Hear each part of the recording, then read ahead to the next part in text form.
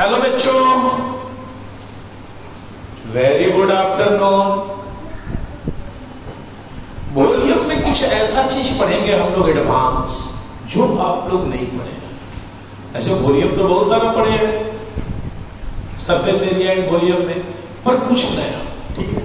और ध्यान देंगे और साथ में नोट्स भी बनाते जाएंगे, ठीक है ना। चलते हैं बच्चों, आज का पहला question, find base of prism.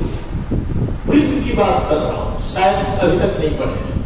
Rectangular with side length 8 centimetre and 10 centimetre, if it's height is 12 centimetre, find its volume. Prism का वॉल्यूम निकालना है, इसका लेंथ दिया हुआ है और हाइट दिया है।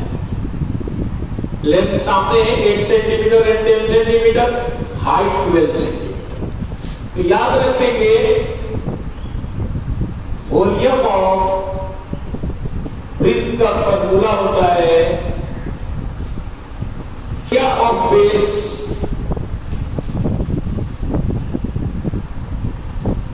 Multiply height.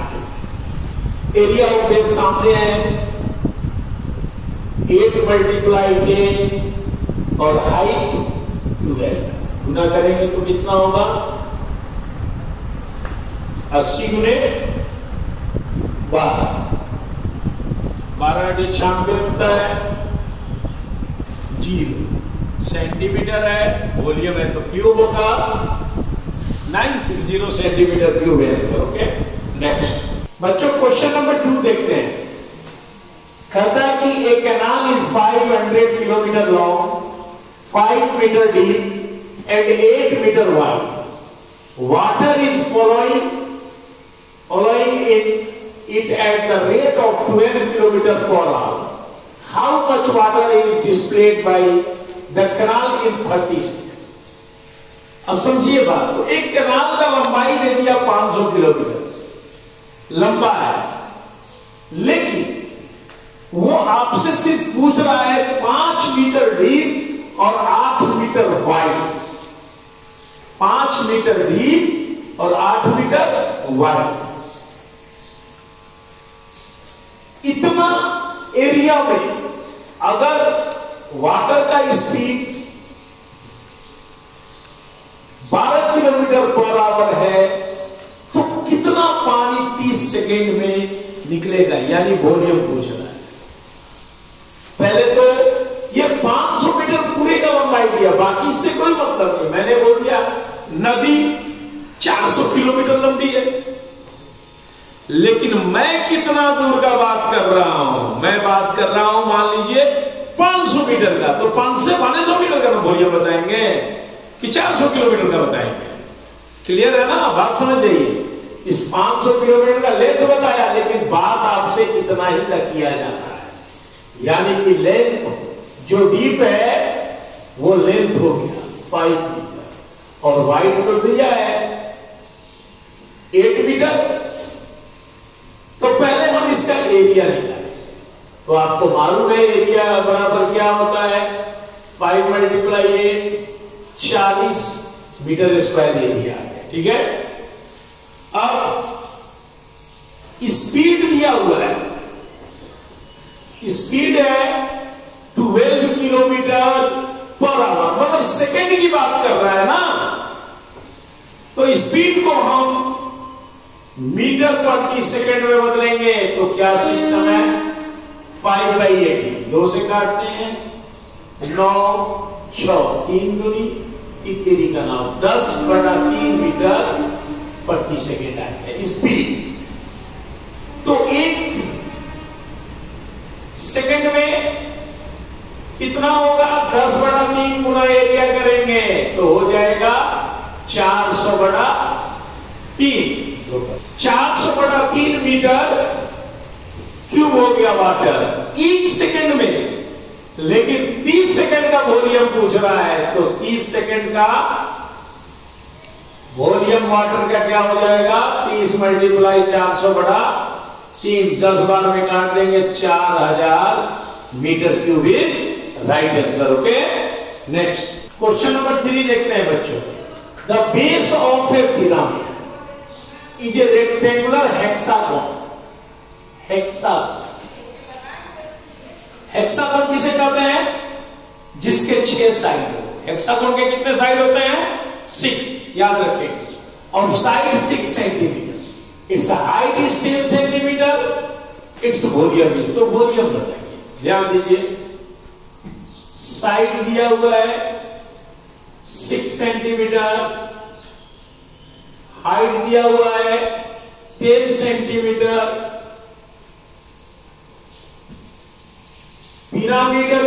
पिरामिड है और इसका वॉल्यूम बताना है, और ये हेक्सागोन है यानी जिसके 6 साइड है। ठीक है, तो सबसे पहले हम लिखेंगे एरिया ऑफ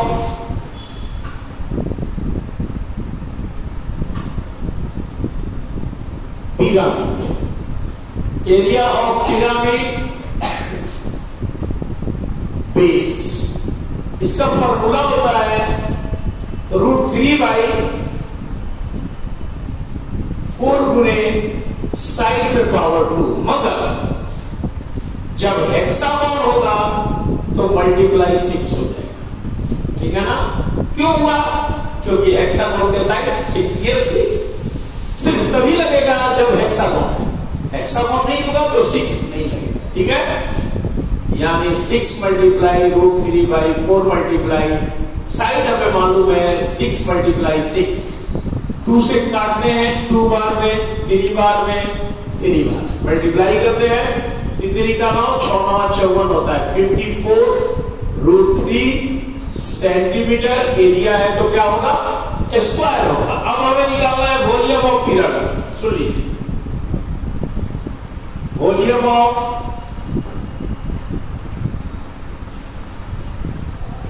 पिरामिड आप लोग नोट करते जाएंगे। इसका फॉर्मूला होता है 1/3 गुने एरिया ऑफ बेस गुने हाइट। एरिया ऑफ बेस गुने हाइट। जैसे जैसे आपके सामने फॉर्मूला जाता रहेगा, आपका काम है उसको नोट करते रहना। ठीक है, नहीं तो मैथ बाद में नहीं बनेगा। एरिया में मालूम है 54 √3, हाइट भी हमने निकाल रखा है, दिया हुआ है 10। अब हम काटते हैं 5 4 9, ये तो 3 से कटेगा, 3 इकाई 24 हो जाएगा 8 बार। अब गुना करेंगे तो क्या आ जाएगा? 180 √3 सेंटीमीटर पे पावर क्यूब। यही वॉल्यूम है। ओके, नेक्स्ट नंबर 4 देखते हैं। एक sphere of radius 3 centimetre in molded and mold it to a cylinder of the same radius. What is the height of the cylinder? एक स्फीयर को